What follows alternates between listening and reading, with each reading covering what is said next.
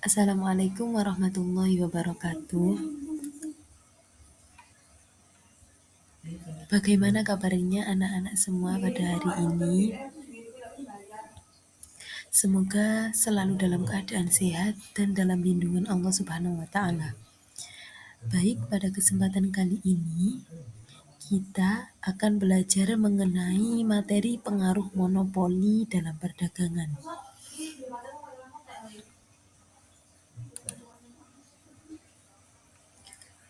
Monopoli perdagangan adalah penguasaan pasar yang dilakukan oleh satu atau sedikit perusahaan.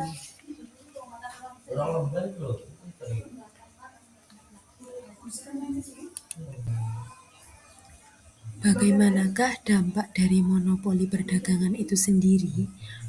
Dampaknya tentunya ada dampak negatif dan positif. Sekarang yang akan kita bahas adalah dampak negatif. Yang pertama, rakyat harus menjual hasil rempah-rempah kepada VOC. 2. Pendapatan menurun karena harga ditentukan oleh VOC. 3. Menurunnya jumlah penduduk disebabkan karena pembantaian massal. 4. Penderitaan fisik, kelelahan karena bekerja terlalu keras. 5. Produksi padi menurun karena tanaman ini tidak laku di pasaran internasional dan adanya gagal panen. 6. Menjadikan rakyat Indonesia kelaparan dan kematian.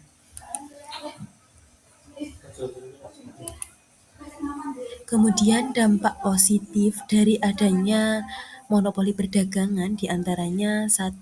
Banyak bangsa asing yang melakukan kegiatan perdagangan di Nusantara. Akibatnya aktivitas dagang menjadi semakin ramai. 2. Pedagang pribumi memperoleh informasi hasil rempah-rempah yang laku di pasar internasional. 3. Mereka, pedagang bumi, lebih mengetahui tata cara perdagangan. 4. Pedagang pribumi melakukan hubungan dengan bangsa lain.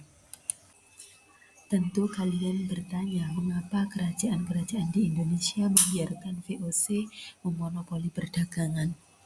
Semua itu terjadi karena keterpaksaan.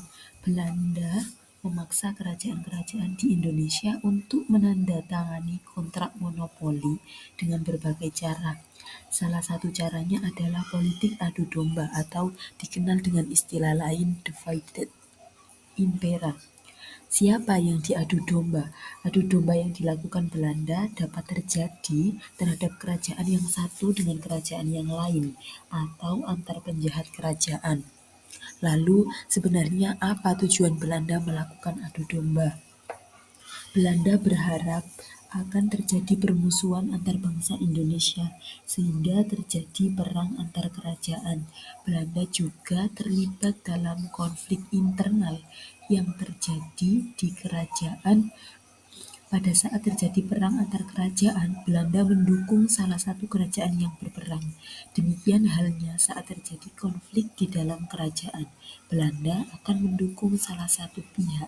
Setelah pihak yang didukung Belanda menang, Belanda akan meminta balas jasa. Seusai perang, Belanda biasanya meminta imbalan berupa monopoli perdagangan atau penguasaan atas beberapa lahan atau daerah.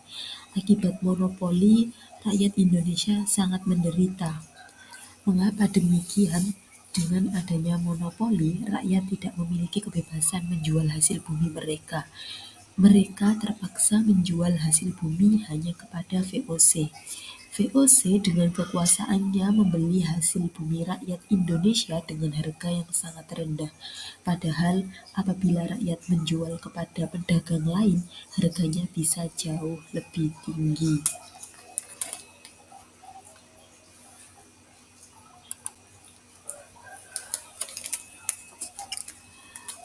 Untuk meluaskan kekuasaannya, VOC mempersiapkan penguasaan dengan cara perang militer.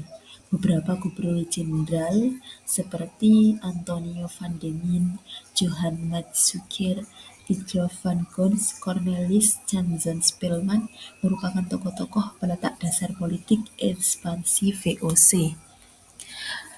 Selanjutnya, VOC mengalami kebangkrutan.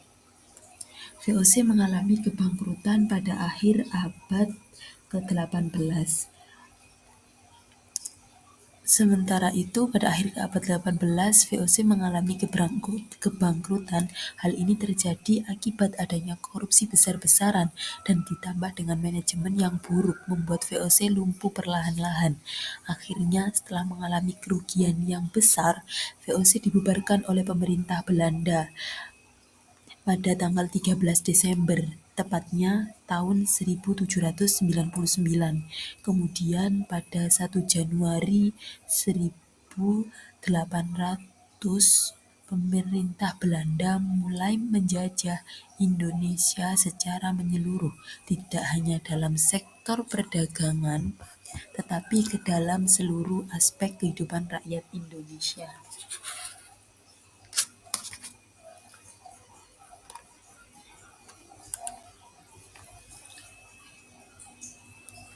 Baik, sekian penjelasan dari saya, kurang lebihnya mohon maaf. Akhirul kalam, wassalamualaikum warahmatullahi wabarakatuh.